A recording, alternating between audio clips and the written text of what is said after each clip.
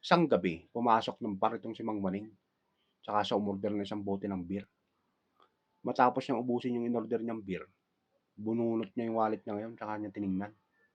Ngayon matapos niyang tingnan yung wallet niya, umorder na naman siya ng isang bote ng beer. Matapos niya uling ubusin yung inorder niyang beer, binunot na naman niya yung wallet niya tsaka niya tiningnan. Napansin naman ito ng bartender ngayon kaya medyo nabahala yung bartender kaya nilapitan siya at kinausap. "Sir, sa tuwing bago po kayo umorder napapansin ko po tumitingin po muna kayo sa wallet niyo, may problema po ba kayo?" Wala," sabi ni Mang Maning ngayon. Bakit po kayo tumitingin sa wallet niyo?" Tinitingnan ko lang kung lasing na ako." "Gano'n po? Paano po 'yun?